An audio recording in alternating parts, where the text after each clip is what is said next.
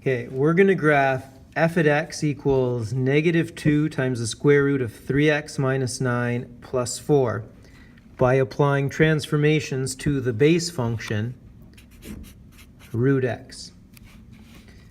First off, let's identify what these various things will do. This is a vertical flip. Otherwise, you'd call it a reflection in the x-axis. This is a horizontal compression, bringing every x point to 1/3 of what it was.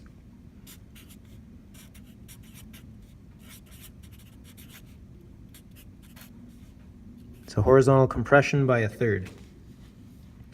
This is a shift. However, this one's very tricky, you must be warned. This is going to be a shift of 3 units to the right. If you make a mistake, it's going to be here. I'll show you in the next line how to pull out your factor to be sure. This is 3 units to the right. And this is going to shift it 4 units up. So as soon as you see this situation here, this is not a well-known transformation. We're not subtracting 9 directly from x. We're subtracting 9 from 3 x's. And if you take 9 away from 3 x's, you're essentially taking 3 away from each x. That's how I know it's a shift of 3. We'll pull out the 3 as a common factor to see it.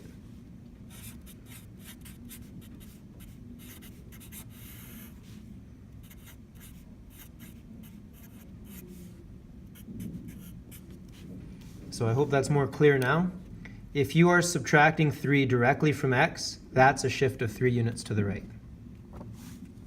So what is this going to look like? We start out with our base function, the square root of x. It looks like this, where if you go, say, over 9, you go up 3. If you go over 4, you go up 2. You keep going up by the square root. We're then going to flip this vertically. That takes care of that negative. So this is negative root x. See, this is root x. This is negative root x. We're going to stretch it vertically by a factor of 2. So we're going to double each of these values. So what I've drawn here is negative 2 root x. We're now going to compress it horizontally by a factor of 1/3. So each point, I'll extend the axis down here, each point goes to 1/3 of what it was. So what we have here is negative 2 times the square root of 3x. Now, you could also split that apart and say that it is a vertical stretch by a factor of 2 times root 3 of the square root of x, but I'm not doing that this way right now. And then finally, we have to shift things 3 units to the right and 4 units up. So we're going to take this, I'm going to redraw it because I'm going to have too many lines on top of one another. So remember, that was the square root of x, negative square root of x, negative 2 times the square root of x, and then in here is negative 2 times the square root of 3x.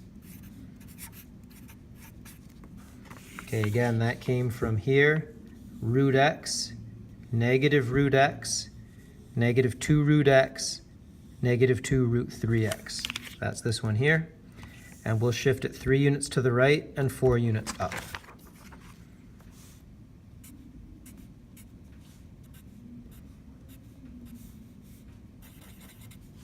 And it's going to look like this.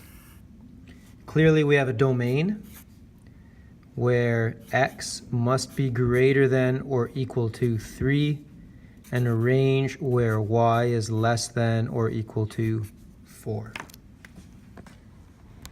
And I can show you those on a graphing calculator here. So that is the square root of x. And I'm just going to make changes as I go. So this is negative the square root of x. And that's negative 2 times the square root of x. That's negative 2 times the square root of 3x. And then I'm going to immediately subtract 3. And then at the very end, add 4, bringing us here.